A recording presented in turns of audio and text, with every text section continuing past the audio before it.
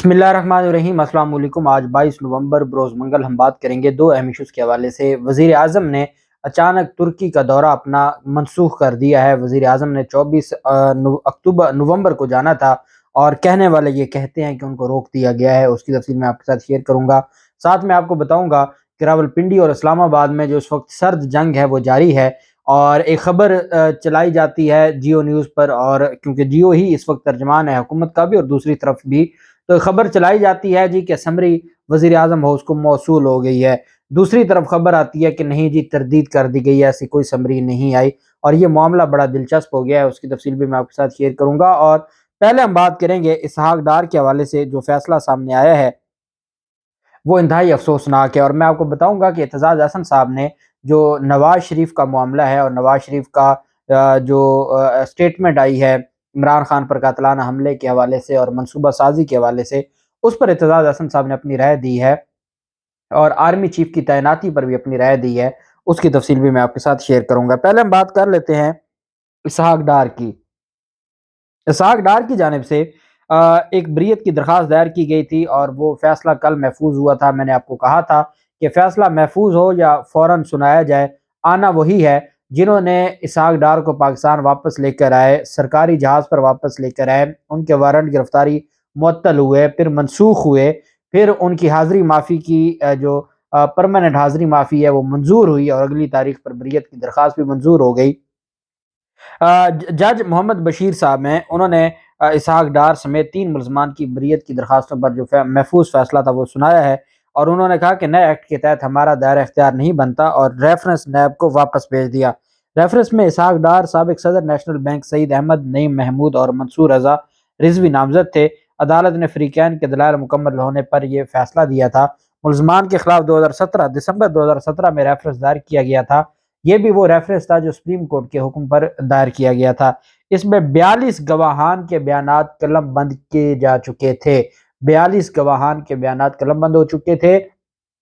اب اس کا جواب تو سپریم کورٹ دے گی کہ آپ کے حکم سے ایک ریفرنس دائر ہوا تھا، آپ کے حکم سے 5 سال ٹرائل چلا ہے، عوام کے ٹیکس کے پیسے لگے ہیں اس پورے کے پورے ٹرائل پہ، وہ نیب کے اخراجات ہیں، وہ عدالتوں کے اخراجات ہیں، وہ ججز کی تنخواہیں ہیں، وہ عوام کا پیسہ تھا۔ 42 گواہان اپنے بیانات قلم بند کرواتے ہیں، اور 42 گواہان کے بیانات قلم بند ہونے کے بعد عدالت یہ کہے کہ جی یہ ہمارا دائرہ اختیار نہیں بنتا، تو اس سے بڑھ کر ہمارا جو عدالتی نظام ہے اس پر انسان کیا کہے کہ اگر آپ نے 42 گواہان کے بیانات قلم بند ہونے کے بعد، اور آپ نے 5 سال گزر گئے اور اس کے باوجود ان کو رہا کر دیا گیا، اور مزے کی بات یہ ہے کہ یہ کیس بھی 50 کروڑ سے زائد کا تھا۔ اس میں جو ان کے خلاف ریفرنس تھا وہ 83 کروڑ 70 لاکھ روپے کے ساتھ سے بنانے کا الزام تھا، اور ہم نے تو سنا تھا کہ نیب کی ترمیم میں یہ آیا ہے کہ 50 کروڑ سے کم کے اثاثے ہوں گے تو وہ نیب کے دائرہ اختیار میں نہیں آئیں گے۔ یہاں 83 کروڑ روپے کے اثاثوں کا الزام تھا اسحاق ڈار پر، اور عدالت نے یہ کہہ کر کیس واپس بھجوا دیا کہ یہ ہمارا دائرہ اختیار نہیں بنتا، اور ان کو مفرور بھی قرار دیا گیا تھا، اور ان کے اکاؤنٹ کو بھی منجمد کیا گیا تھا، اور ان کے اکاؤنٹ میں یہ کہا گیا تھا کہ 11 دسمبر 2017 کو 1 ارب روپے مالیت کے حدیبیہ پیپر مل کیس میں بھی ان کو مفرور قرار دیا گیا تھا 11 دسمبر 2017 کو، اور ان کے خلاف یہ کیس چلتا رہا۔ بہت ساری چیزیں تھیں جو قوم کے سامنے آتی رہیں۔ 5 سال کے بعد وہ واپس آئے، اور ان کو عدالت نے کہہ دیا جی کہ آپ تو بالکل دودھ کے دھلے ہوئے ہیں، اور آپ کے خلاف تو کیس بنتا ہی نہیں ہے۔ 83 کروڑ کا تھا۔ میں صرف آپ کو یہ بتانا چاہتا تھا کہ 50 کروڑ سے جو زائد کی کرپشن کا یا آمدن سے زیادہ اثاثوں کا کیس تھا وہ نیب کے دائرہ اختیار میں آتا ہے، لیکن جج محمد بشیر صاحب نے یہ فرما دیا کہ جی یہ نیب کے دائرہ اختیار میں نہیں آتا، اس وجہ سے ہم اس کیس کو بند کر رہے ہیں۔ اب وہ کیس واپس بھجوائے جا رہے ہیں، اور یہ بات سپریم کورٹ نے بھی طلب کی ہوئی ہے کہ جی آپ کو کتنے کیس واپس آئے اور آپ نے آگے متعلقہ فورمز پر بھجوائے ہیں۔ اس وقت تک سینکڑوں ریفرنس بند ہوئے، اور کوئی ایک ریفرنس بھی آگے کسی متعلقہ اتھارٹی کو نہیں بھیجا گیا، چونکہ یہ مکمل ہو چکا ہے، اور یہ سارے اس میں انوالو ہیں۔ مجھے اب اس بات میں کہتے ہوئے کوئی جھجک نہیں ہے کہ یہ ہمارا نظام ہے، اور تمام کھلاڑی اس نظام کے، اس کرپٹ نظام کو سپورٹ کرنے والے ہیں۔ کوئی اس کرپشن کو برا نہیں سمجھتا، اور اس کی وجہ کیا ہے؟ اس کی وجہ یہ ہے کہ اگر ججز کا احتساب کیا جائے تو سارے کے سارے جج اکٹھے ہو جاتے ہیں اور وہ کہتے ہیں جی کہ احتساب نہیں ہوگا۔ اگر جو اداروں کا احتساب ہو، اداروں کے خلاف بات آ جائے تو تمام ادارے اس بات پر برا منا جاتے ہیں۔ بیوروکریسی ہو تو بیوروکریسی کام کرنا چھوڑ دیتی ہے۔ بزنس مینوں کا احتساب ہو تو وہ کہتے ہیں جی کہ ہم نے کام نہیں کرنا۔ صحافی تو پھر ویسے ہی اپنے آپ کو الگ مخلوق سمجھتے ہیں۔ یہ ہمارے ملک کی بدقسمتی ہے۔ یہ ہمارا وہ واحد ملک ہے جہاں کرپشن پہ تمام لوگوں کا کمپرومائز ہے، اور تمام کہتے ہیں کہ کرپشن کوئی بڑا جرم نہیں ہے۔ اس کے علاوہ آپ اگر کسی سے کوئی 5 کلو چرس برآمد ہو گئی ہے، اس کو آپ پھانسی لگا دیں، لیکن 5 ارب روپے جس سے برآمد ہوئے آپ نے اس کو کچھ نہیں کہنا، کیونکہ وہ تو عوام کے پیسے تھے، اور عوام تو کیڑے مکوڑے ہیں، ان کی کوئی حیثیت ہی نہیں ہے۔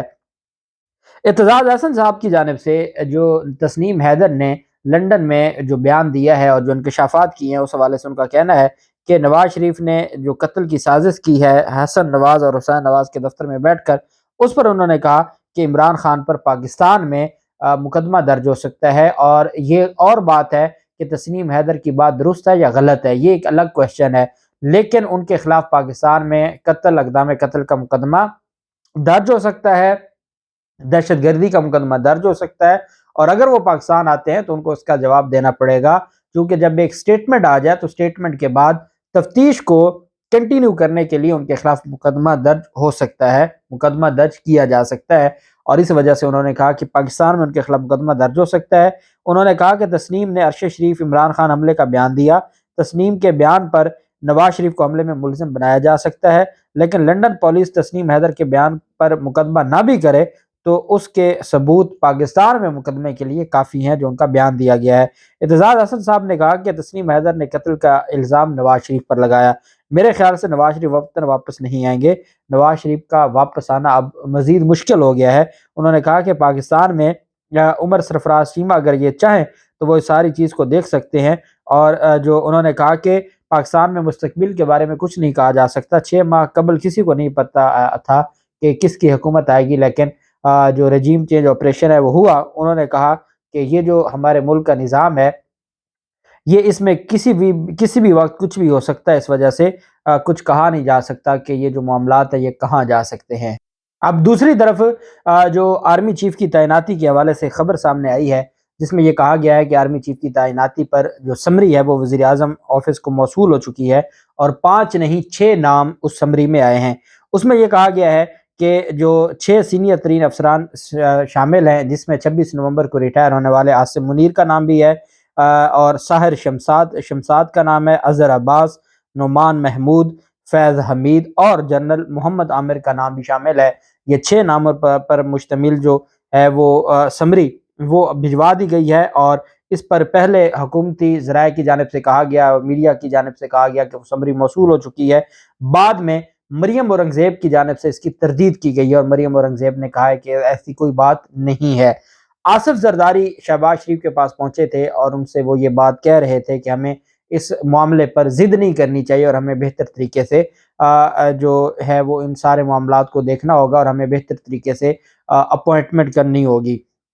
اس حوالے سے 24 نومبر صبح 9 بجے ایک خصوصی اجلاس بھی کابینہ کا بلایا گیا ہے، اور وہ یک نکاتی ایجنڈا ہے، اور وہ آرمی چیف کی تعیناتی کے حوالے سے اور وزیر اعظم اعتماد میں لینا چاہتے ہیں۔ اب اس تعیناتی کے اعلان کے بعد اور ان کو یہ لگتا تھا شہباز شریف کو کہ یہ آرمی چیف کی تعیناتی کا اعلان کریں گے 24 نومبر کی صبح، اور ساتھ ہی ترکی چلے جائیں گے، اور ترکی پھر جا کے وہاں پاکستان کے معاملات کو دیکھیں گے اور پھر وہ اپنا فیصلہ کریں گے۔ اب ذرائع کا یہ کہنا ہے کہ آصف زرداری کے ذریعے پیغام بھجوایا گیا ہے شہباز شریف کو کہ جب تک یہ معاملہ حل نہیں ہوتا آپ پاکستان سے باہر نہیں جا سکتے، کیونکہ یہ بھی تھا کہ شہباز شریف باہر بیٹھ کر بھی سمری کی منظوری دے سکتے ہیں، اور وہ اپنی اپروول دے سکتے ہیں، اورل اپروول، اور اس کے بعد پھر وہ آ کے اس کو سائن بھی کر سکتے ہیں۔ تو یہ بات کی گئی ہے کہ شہباز شریف بیرون ملک نہیں جائیں گے۔ انہوں نے اپنا ترکی کا جو دورہ ہے وہ اچانک ملتوی کر دیا ہے، اور آج شام تک ان کی جانب سے یہ کہا جا رہا تھا کہ وہ اجلاس اس وجہ سے بلایا ہے کہ وہ شام کو چلے جائیں گے،